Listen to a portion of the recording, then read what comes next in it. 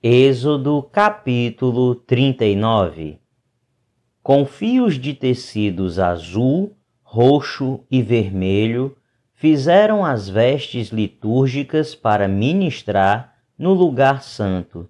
Também fizeram as vestes sagradas de Arão, como o Senhor tinha ordenado a Moisés. Fizeram o colete sacerdotal de linho fino trançado, e de fios de ouro e de fios de tecidos azul, roxo e vermelho, e bateram o ouro em finas placas, das quais cortaram fios de ouro para serem bordados no linho fino, com os fios de tecidos azul, roxo e vermelho, trabalho artesanal.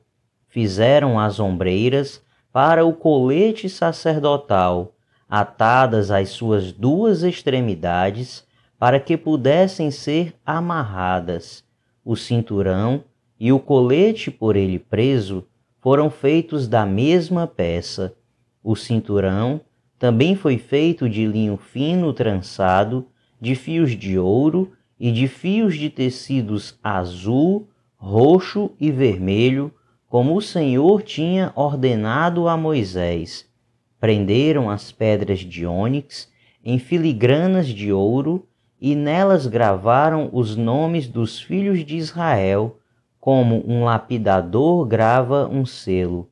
Então as costuraram nas ombreiras do colete sacerdotal, como pedras memoriais para os filhos de Israel, como o Senhor tinha ordenado a Moisés. Fizeram o peitoral, o trabalho artesanal, como o colete sacerdotal, de linho fino trançado, de fios de ouro e de fios de tecidos azul, roxo e vermelho.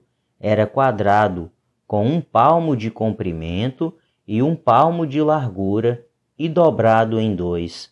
Em seguida, fixaram nele 4 fileiras de pedras preciosas. Na primeira fileira havia um rubi, um topázio e um berilo. Na segunda, uma turquesa, uma safira e um diamante. Na terceira, um jacinto, uma ágata e uma ametista. Na quarta, um crisólito, um ônix e um jaspe, todas fixadas em filigranas de ouro. Havia 12 pedras, uma para cada nome dos filhos de Israel, cada uma gravada como um lapidador grava um selo, com o nome de uma das 12 tribos. Para o peitoral, fizeram correntes trançadas de ouro puro, como cordas. De ouro fizeram 2 filigranas e 2 argolas, as quais prenderam as 2 extremidades do peitoral. Prenderam as 2 correntes de ouro, as 2 argolas nas extremidades do peitoral e as outras extremidades das correntes, as 2 filigranas, unindo-as às peças das ombreiras do colete sacerdotal na parte da frente. Fizeram outras 2 argolas de ouro e as prenderam às 2 extremidades do peitoral na borda interna, próxima ao colete sacerdotal. Depois fizeram mais 2 argolas de ouro e as prenderam na parte inferior das ombreiras, na frente do colete sacerdotal, próximas da costura, logo acima do cinturão do colete sacerdotal. Amarraram as argolas do peitoral, as argolas do colete, com um cordão azul, ligando-o ao cinturão, para que o peitoral não se separasse do colete sacerdotal, como o Senhor tinha ordenado a Moisés. Fizeram o manto do colete sacerdotal inteiramente de fios de tecido azul, obra de tecelão, com uma abertura no centro. Ao redor dessa abertura havia uma dobra tecida, como uma gola, para que não se rasgasse. Fizeram romãs de linho fino trançado e de fios de tecidos azul, roxo e vermelho em volta da borda do manto. Fizeram ainda pequenos sinos de ouro puro, atando-os em volta da borda entre as romãs.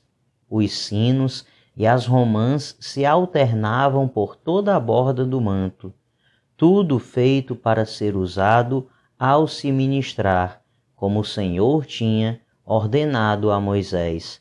Para Arão e seus filhos, fizeram de linho fino as túnicas, obra de tecelão, o turbante, os gorros e os calções, de linho fino trançado. O cinturão também era de linho fino trançado, e de fios de tecidos azul, roxo e vermelho, obra de bordador, como o Senhor tinha ordenado a Moisés. Fizeram de ouro puro o diadema sagrado e gravaram nele como se grava um selo, consagrado ao Senhor.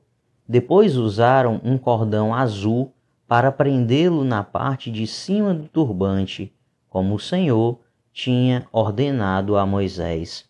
Assim, foi encerrada toda a obra do tabernáculo, a tenda do encontro.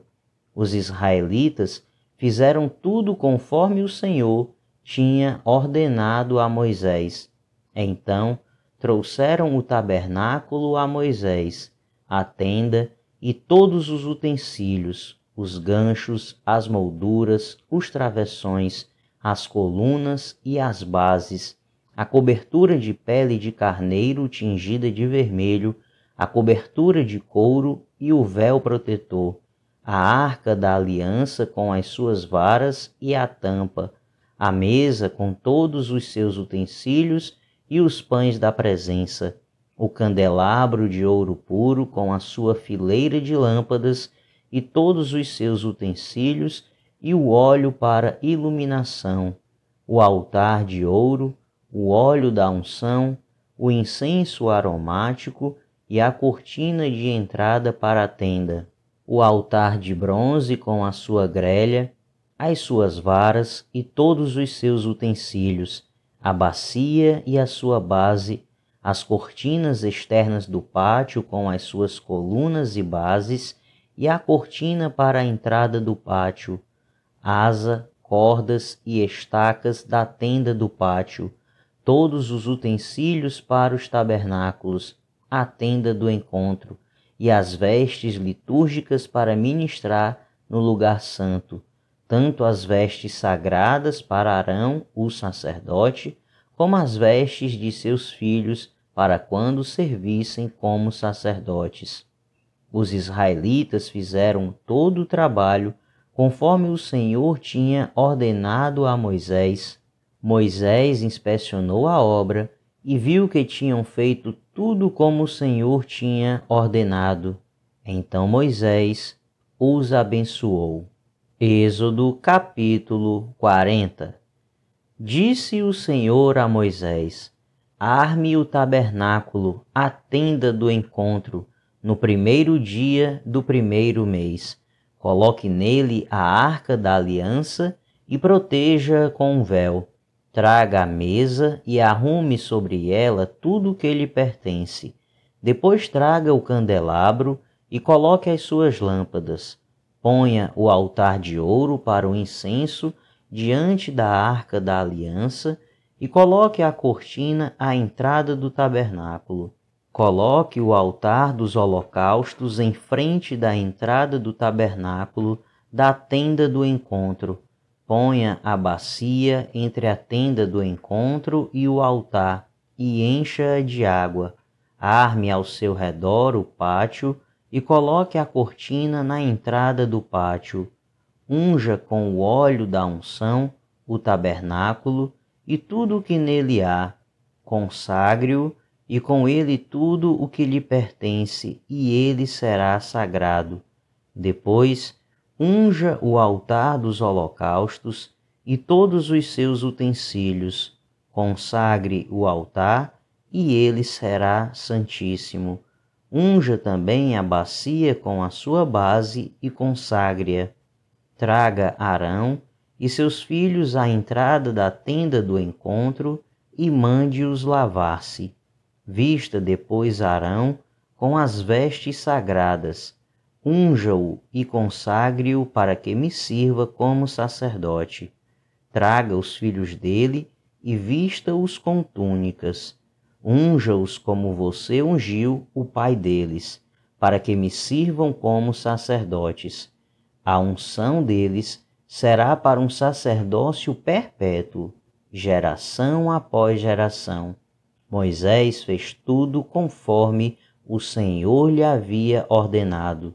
Assim, o tabernáculo foi armado no primeiro dia do primeiro mês do segundo ano. Moisés armou o tabernáculo, colocou as bases em seus lugares, armou as molduras, colocou as vigas e levantou as colunas.